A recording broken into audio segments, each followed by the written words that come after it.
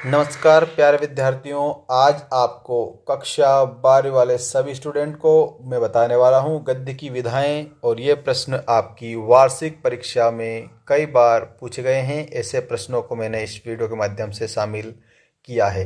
तो आइए स्टार्ट करते हैं। सबसे पहले आपके महत्वपूर्ण जो वस्तुनिष्ठ प्रश्न हैं इनको, यहाँ पर जो महत्वपूर्ण वस्तुनिष्ठ प्रश्न आपको मैं बता रहा हूँ सभी को आप एक ही बार में अच्छे से याद रखेंगे। देखिए, पहला, ले ताल छंद आदि से युक्त मुक्त जो रचना होती है वो क्या कहलाती है? तो ये आपको याद रखना है, मुक्तक छंद कहलाती है या फिर मुक्तक काव्य कहलाती है। ठीक है। और ये जो है, एक और बात मैं आपको बता दूं, ये गद्य में लिखी जाती है तो इसको हम गद्य भी कहते हैं। तो गद्य आप कह सकते हैं।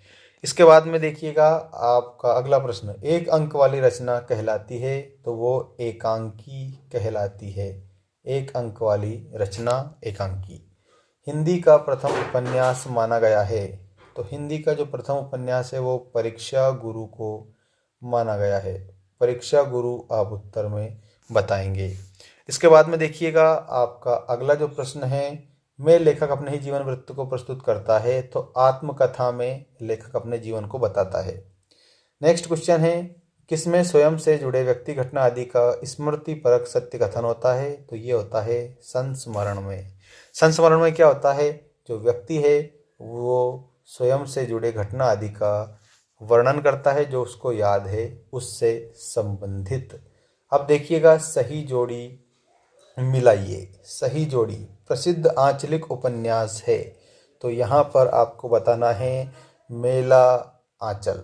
ठीक है, क्या बताना है? मेला आंचल आपको इसका उत्तर बताना रहेगा। इसके बाद में देखिएगा आपका अगला जो प्रश्न है, चिंतामणि के लेखक हैं तो ये रामचंद्र शुक्ल आप इस उत्तर में बताएंगे। इसके बाद में भारतेंदु युग के नाटककार हैं तो इसमें आपको बताना है भारतेंदु हरिश्चंद्र। हिंदी के प्रसिद्ध एकांकीकार हैं तो ये डॉक्टर राम कुमार वर्मा बताएंगे। और श्याम सुंदर दास का युग है तो ये द्विवेदी युग आप इसमें बता देंगे। ठीक है, इस प्रकार से आप इस जोड़ी को मिलान करेंगे और ये मोस्ट इम्पोर्टेंट जोड़ी आप लोगों की यहाँ पर हो जाएगी। इसके बाद में आप देखेंगे सत्य असत्य कथन। सत्य असत्य लिखिए वाले अति महत्वपूर्ण प्रश्न। प्रेमचंद उपन्यास सम्राट माने जाते हैं तो ये आपका सत्य है। हजारी प्रसाद द्विवेदी द्विवेदी युग के लेखक हैं, ये आपका असत्य है। और यदि गद्य कवियों की कसौटी है तो निबंध गद्य की कसौटी है, ये आपका सत्य है। और रामचंद्र शुक्ल हिंदी के प्रसिद्ध नाटककार हैं। आचार्य रामचंद्र शुक्ल हिंदी के प्रसिद्ध नाटककार है, इसमें आपको असत्य बताना है। वियोगी हरि हिंदी के प्रसिद्ध गद्य गीतकार हैं, ये आपका सत्य हो जाएगा। अब देखिएगा, एक वाक्य में या एक शब्द में उत्तर दीजिए वाले अति महत्वपूर्ण प्रश्न। भारतेंदु युग का प्रारंभ किस वर्ष हुआ? तो इसमें सन 1943 बताएंगे। और इसके बाद में नेक्स्ट जो क्वेश्चन है उसको आप देखेंगे, हजारी प्रसाद द्विवेदी किस युग के लेखक हैं? तो ये छायावादी युग के लेखक हैं। हिंदी की सर्वाधिक लोकप्रिय विधा कौन सी है? तो वो हो जाएगी कहानी। और सरदार पूर्ण सिंह ने किस प्रकार के निबंध लिखे हैं? तो उन्होंने लिखे हैं भावात्मक निबंध। ठीक है। हिंदी की प्रथम कहानी कौन सी मानी गई है? तो इंदुमती को आप बताएंगे हिंदी की प्रथम कहानी। ठीक है। इसके बाद में आप अगले प्रश्न देखेंगे और वो है आप लोगों के ये ऑब्जेक्टिव टाइप क्वेश्चन। ठीक है। सबसे पहला प्रश्न आप इस ऑब्जेक्टिव टाइप में देखेंगे, सही विकल्प चुनकर लिखिए में। गद्य का प्रारंभ किस युग में हुआ था? मतलब किस रूप में हुआ था? तो ये बोलचाल के रूप में हुआ था। किस रूप में हुआ था? बोलचाल के रूप में हुआ था। इसके बाद में देखिएगा, खड़ी बोली। खड़ी बोली गद्य में बहुमुखी लेखन प्रारंभ हुआ तो खड़ी बोली जो है इसका आपको उत्तर बता देना है गा वाला। ऑप्शन नंबर गा, भारतेंदु युग, इसमें आपको बताना है खड़ी बोली।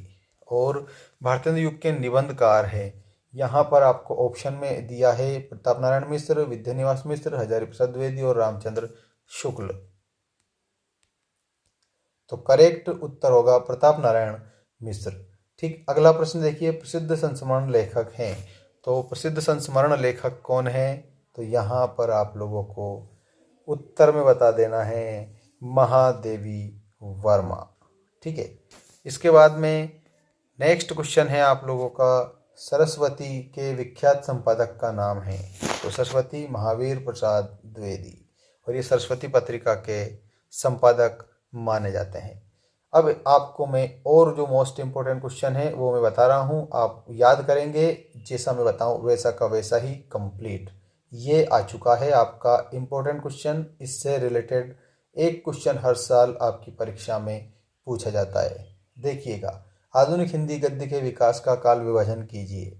तो यहाँ पर आधुनिक काल के आते आते खड़ी बोली गद्य का सर्वांगीण विकास हुआ, जो इस प्रकार है।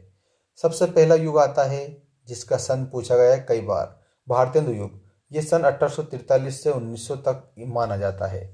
और भारतेंदु युग के बाद में आपको बताना है द्विवेदी युग। तो द्विवेदी युग 1900 से 1920 माना जाता है। फिर आता है शुक्ल युग, जो 1920 से 1936 तक, और उसके बाद शुक्लोत्तर युग 1936 से अब तक। अब यहाँ पर आपको एक और प्रश्न मैं बता दूं, इसको आप अच्छे से याद कर लीजिएगा, और ये प्रश्न कई बार पूछा गया है। आधुनिक खड़ी बोली गद्य के प्रथम युग का संक्षिप्त परिचय दीजिए। तो इसके उत्तर में आपको बताना है कि आधुनिक जो खड़ी बोली गद्य का जन्म और विकास जो है ये भारतेंदु युग में हुआ था। किस युग में हुआ था? भारतेंदु युग में। भारतेंदु हरिश्चंद्र के नेतृत्व में बालकृष्ण भट्ट, प्रताप नारायण मिश्र और देवकीनंदन खत्री ने आदि लेखकों ने धार्मिक और सामाजिक और राजनीतिक आदि विषयों पर निबंध, नाटक आदि की रचना कर हिंदी गद्य साहित्य को पुष्ट किया था। ठीक है, इस प्रकार से आप उत्तर बता देंगे। अगर आपको इसका पीडीएफ चाहिए तो हमारी एप्लीकेशन मेंस एजुकेशन एप्लीकेशन है, आप डाउनलोड करिए, जिसके लिंक मैंने डिस्क्रिप्शन में दे दी है, और नोट्स भी वहाँ पर आपको मिल जाएंगे सभी विषय के।